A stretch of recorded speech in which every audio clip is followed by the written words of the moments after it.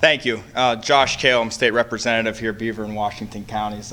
I'd like to start off by saying thank you to our local elected leaders. I think this bipartisan effort that you are putting forth really communicates the will of Beaver County and what we should be looking for going forward. And I do want to say that Aaron Bernstein's not here and Cameron Bartolotta's not here, but I've spoken to both of them and they are both in agreement with the actions that you are taking.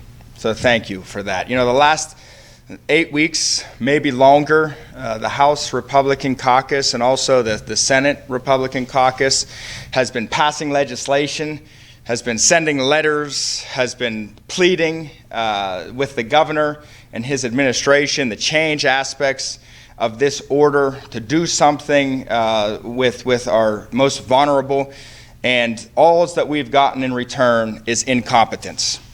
Incompetence. When we have 1.7 million people on the unemployment rolls, and those some have filed in March, but still have not gotten a paycheck. Incompetence. A colleague of mine in Washington County had a young woman, a single mother, very independent person, worked all of her life, call his office, begging him to do something about this order. She had not received her unemployment compensation check. She filed for it in March. She was told she couldn't work because of the order, and her daughter were eating dog food.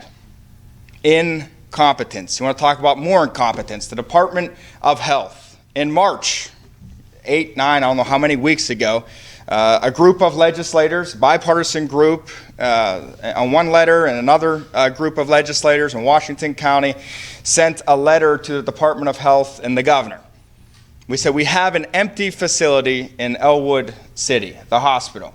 We asked them, use this as a resource. If there's resources in there, if there's PPE in there, if we need to have a COVID center in Beaver County or in Western Pennsylvania, please consider using Elwood City Hospital. A group of us in Washington County, we got a letter together. There was a nursing home that was basically empty that contacted us and said, we will take the sick patients from Brighton Rehab. We have nobody in our home. We can separate them from the rest of the vulnerable individuals.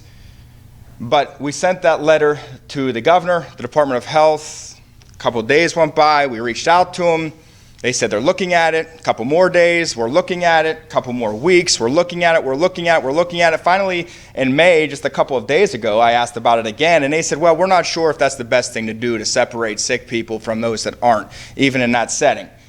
And I'm scratching my head, and Dan mentioned it earlier about the guideline from the Department of Health. The Department of Health, I looked, March 18th guideline, actually mandated nursing homes to take patients back that went to the hospital that may have been there for 2 hours, tested positive for COVID, but the doctor said, you know what, you can be discharged now because you don't need to be within this facility. They said you have to come back to the nursing home when they knew they had letters from legislators saying there are places we could send these people.